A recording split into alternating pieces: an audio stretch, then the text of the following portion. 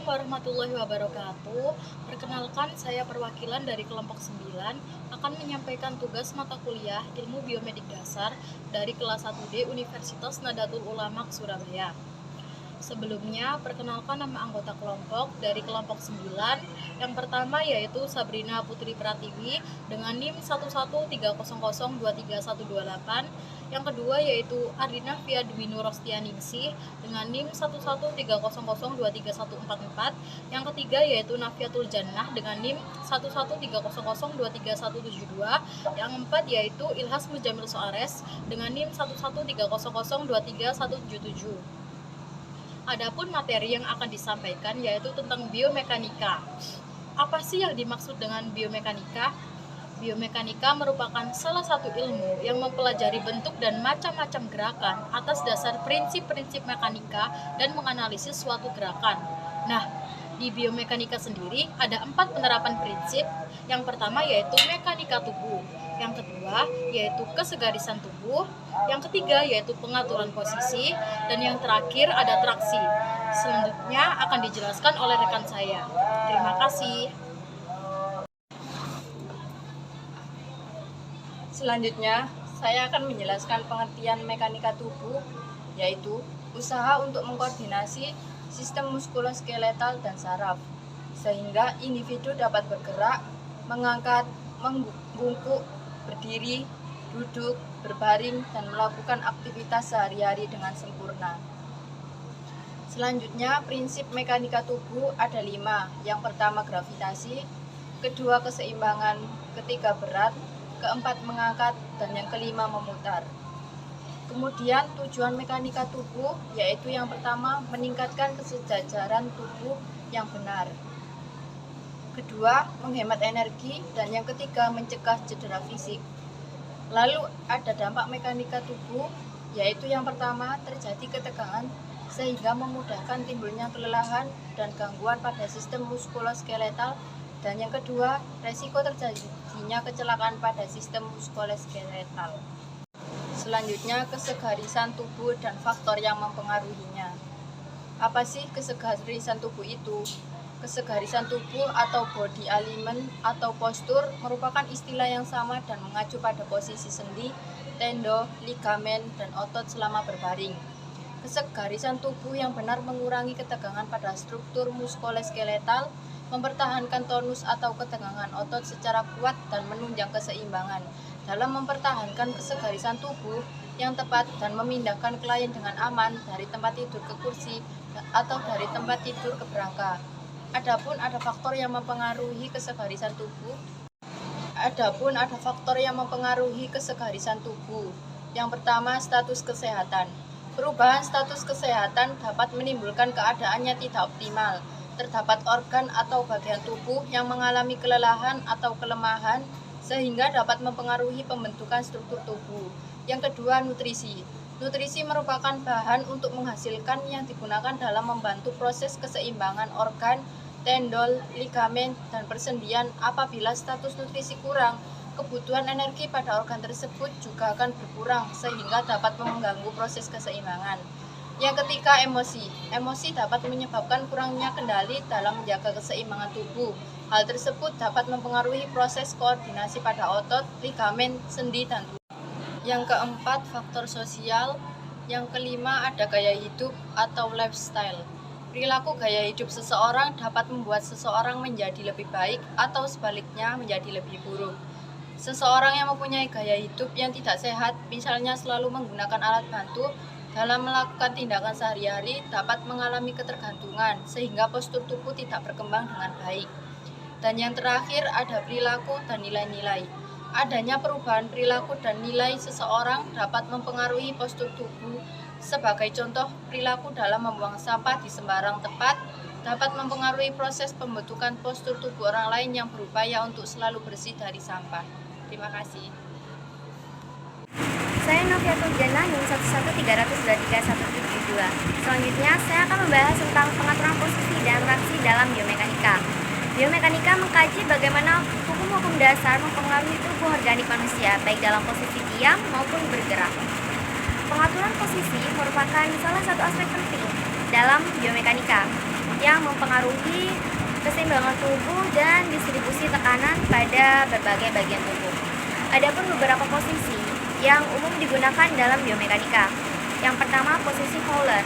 Nah, posisi ini adalah setengah duduk atau duduk, di mana bagian kepala tempat tidur lebih tinggi atau dinaikkan. Yang kedua, posisi dorsal. Posisi ini melibatkan penutupan tubuh dengan bagian kepala dan bahu sedikit elevasi. Yang ketiga, posisi terlentang atau supine. Posisi ini adalah posisi di mana klien berbaring terlentang dengan kepala dan bahu sedikit elevasi. Yang keempat, itu posisi pronas atau telungkup. Posisi ini melibatkan penutupan tubuh dengan bagian kepala dan bahu sedikit elevasi dengan mengangkat kedua kaki dan menariknya ke atas bagian perut. Yang kelima, posisi lotomos. Posisi ini adalah posisi berbaring terlentang dengan mengangkat kedua kaki dan menariknya ke atas bagian perut. Yang keenam, posisi Trendelenburg. Posisi ini adalah posisi di mana pasien berbaring di tempat tidur dengan bagian kepala lebih rendah daripada bagian kaki. Yang ketujuh adalah posisi ortopnea. Nah, posisi ini sering disebut posisi tripod, di mana pasien diposisikan dalam posisi duduk menggunakan meja dengan bantal tambahan di depan pasien, sehingga pasien dapat membantu mengatasi masalah pernafasan dan memberikan ekspansi dada yang maksimal. Jadi, pengaturan posisi dalam biomekanika itu membantu mengukur kekuatan dan ketahanan fisik manusia untuk melakukan suatu pekerjaan tertentu, sehingga kemungkinan terjadinya cedera dapat diminimasi.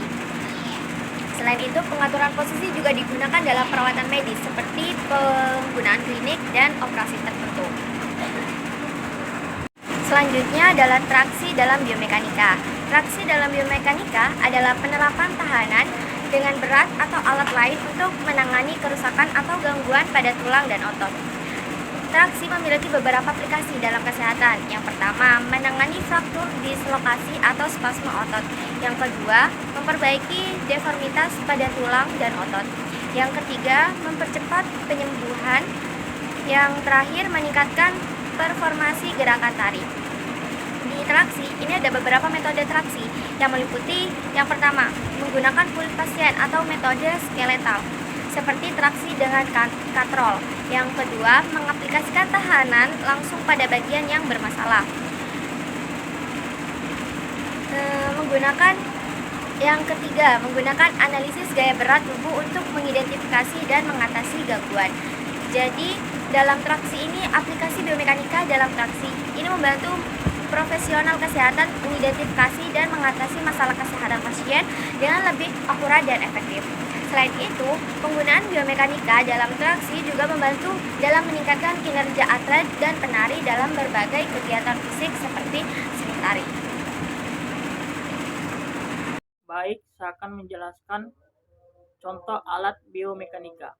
Sensor tekanan biasanya adalah karpet atau match tipis dengan bidang sensor gaya yang ditempelkan padanya. Lihat pada gambar. Force waveform mengukur gaya reaksi resultan yang sesungguhnya. Resultan dari sejumlah gaya yang berlaku pada permukaan yang berkontak dengan force waveform, dan sensor tekanan berusaha mempresentasikan dengan lebih baik sifat sembarang gaya-gaya ini dengan mengkuantifikasi tekanan gaya dibagi dengan area yang didesakan di tiap area spesifik tekanan. Seperti pada force waveform match, tekanan paling umum digunakan di analisis gait langkah kaki. Wilayah tekanan tinggi di bawah tapak kaki pasien dapat diidentifikasi saat pasien berjalan telanjang kaki di atas pressure mat, dan perubahan di pola tekanan ini setelah perlakuan untuk intervensi penyakit atau perbedaan dan rehabilitasi dapat dipantau. EMG mengukur kegiatan listrik otot yang berkontraksi via permukaan elektroda yang ditempatkan di kulit pada otot superficial atau via elektroda yang ditanam di dalam otot. Setidaknya data EMG mengindikasikan apakah otot berkontraksi atau tidak pada pemprosesan skillful sinyal EMG. Kekuatan relatif kontraksi dapat ketahui walau ada hubungan jelas di antara besaran gaya otot dan sinyal EMG, dan penguantifikasi relasi ini dan menetapkan gaya otot dari data EMG masih belum digunakan dimungkinkan. Namun demikian, EMG masih menjadi alat yang berguna untuk aplikasi klinis olahraga. Force platform adalah alat yang paling populer untuk mengukur variabel-variabel kinetik di dalam biomekanika. Force platform atau plat gaya force plat mengukur gaya reaksi dan titik aplikasi dan arah gaya reaksi resultannya permukaan. Pengurangan mereka adalah 4 persegi panjang, dan permukaan ini biasanya kira-kira seukuran kecil keset dan persegi panjang dan 40 cm kali 60 cm. Platform biasanya digunakan untuk mengukur gaya reaksi tanah pada gaya berjalan. Lihat gambar. Gaya yang diukur mencakup gaya yang kontak normal, gaya reaksi tanah vertikal, gaya gesekan di arah anterior, dan gaya gesekan di arah medial lateral.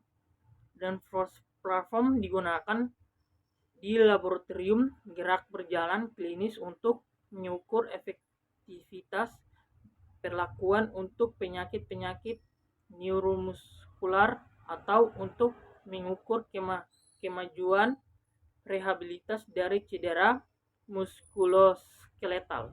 Sekian materi yang dapat kami sampaikan, kurang lebihnya kami mohon maaf. Wassalamualaikum warahmatullahi wabarakatuh.